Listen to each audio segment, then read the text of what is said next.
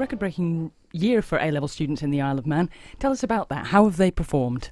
Yeah, we're exceptionally pleased for all of our pupils that have received results today. The vast majority of which who have achieved the results they expected, and some better than they expected, which should help them pursue their chosen pathway from now on.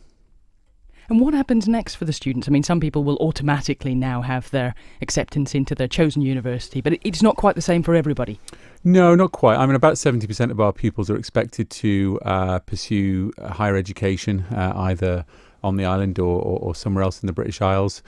For those who haven't quite managed to achieve the set of grades that were required, they will need to contact their chosen universities, or perhaps even enter the clearing system. And looking at the results, I mean, it's up on 5%, the passes for higher grades, and that's A star to B.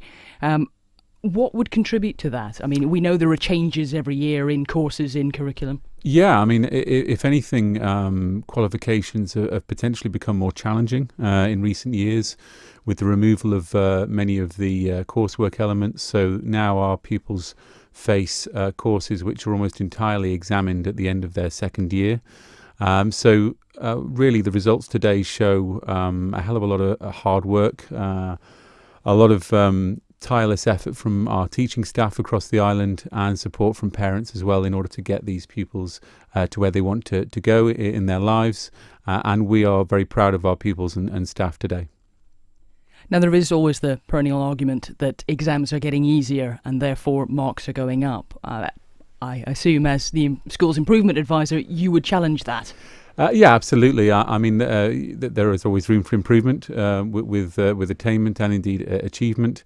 And as I said, if anything, A-levels in particular across the British Isles have become potentially more challenging due to the nature of these qualifications now being entirely examined, mostly at the end of a 2-year period, as opposed to containing different elements, including coursework and other controlled assessments. So, yeah, I would challenge the assumption that exams are getting easier. I think we're committed within the Department of Education to ensure standards remain high and continue to improve, and we will support our schools in doing that.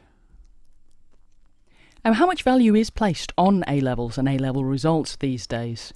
Because we know a lot of employers are looking for skills other than academic qualifications. Yeah, absolutely. And our Essentials for Learning approach on the Isle of Man supports not only those academic qualifications, which we've seen very successful today, but also the growth in personal development of skills and attributes and capabilities in young people that we would see as being useful for not just pursuing an education, but entering the world of employment.